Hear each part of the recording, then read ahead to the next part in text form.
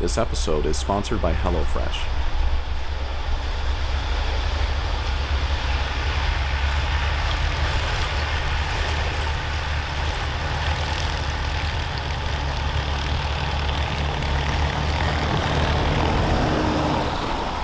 Today, I'll be bringing the epoxy door to the log cabin with a snowcat, which is the only vehicle that is capable of getting it there this time of year.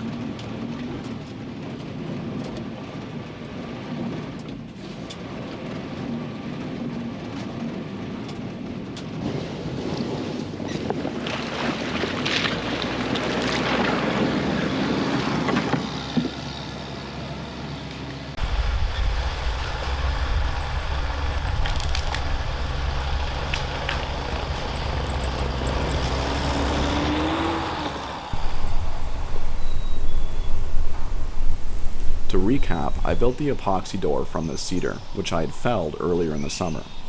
After framing the tree, I placed it in a large mold, which I built specifically for the door so that I could cast it in 150 pounds of clear epoxy.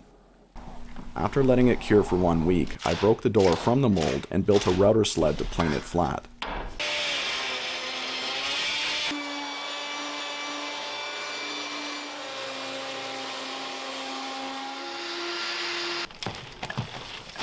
I then took the door home to apply the final flood coat.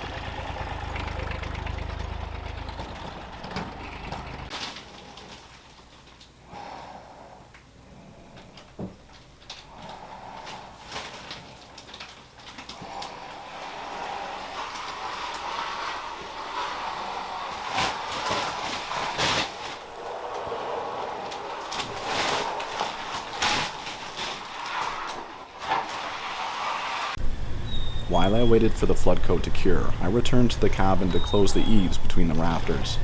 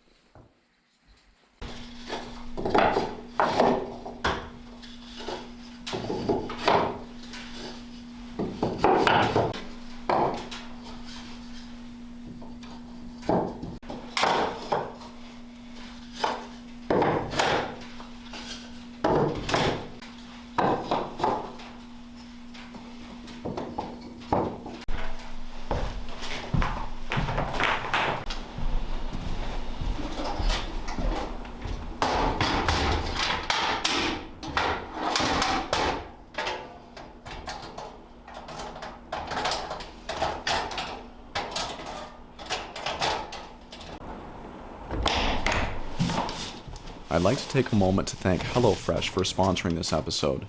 Looking for an easy way to eat well and save money? Cut back on expensive takeout and delivery and get started with HelloFresh. I've really enjoyed using HelloFresh while working at the cabin because all the ingredients are pre-portioned, healthy, and delicious. Plus, each meal comes with an easy-to-follow recipe card, so I can spend less time worrying about meals and more time on the build.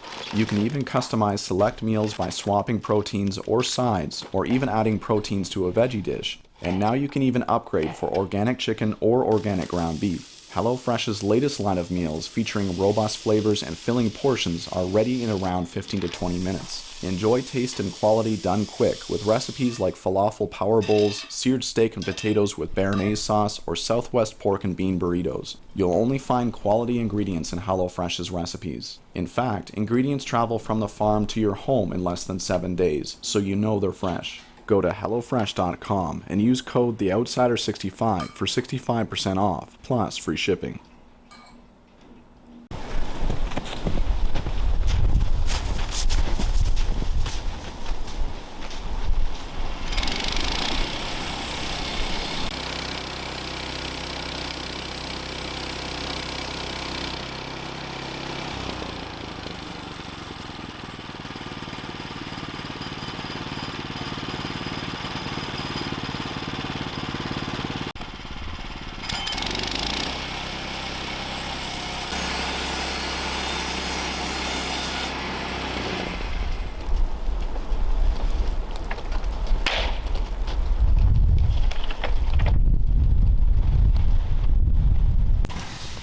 After caulking the seams, I finished up the eaves with some trim work.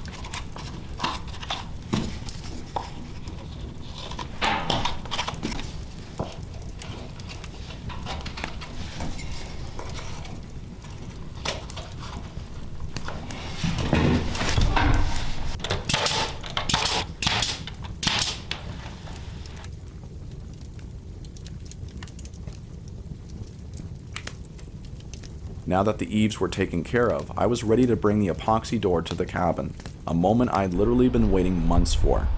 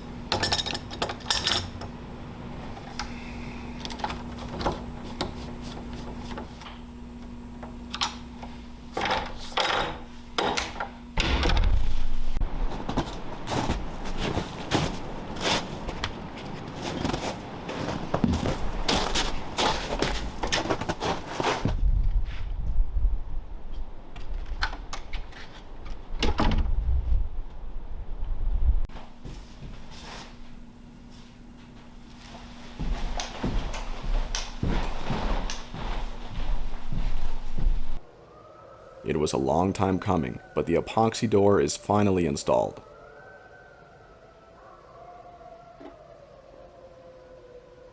Now, as I mentioned earlier, I put 150 pounds of epoxy into the door. Now, some of that has been shaved off when I did the planing with the router sled, but I'm guessing there is at least 125 pounds of epoxy left in this door and maybe 20 or 30 pounds of wood. So this door still can easily exceed 150 pounds. So you may have noticed I put 4 hinges on this door to make sure that it's held properly. And you'll see that I've got a really minimalist handle on the door. I want it to have the least amount of hardware as possible because I want this door to speak for itself. And with this design, I'm going to call it the floating door because this inner frame looks like the actual door if you're looking at it really quick, because you can see there's space all around it. The handle does break up that illusion a little bit because I've had to put the handle right through the outline of the door there.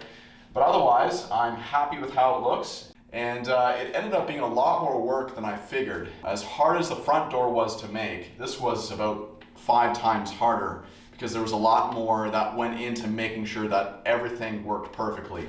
And when you're working with epoxy, there are so many variables that can go wrong that will mess up the entire project. So you have to be on your A game, making sure the temperatures are right, the moisture content is right, that you're not getting any bubbles in your mixture, that you're mixing it properly and for the right duration, all that stuff.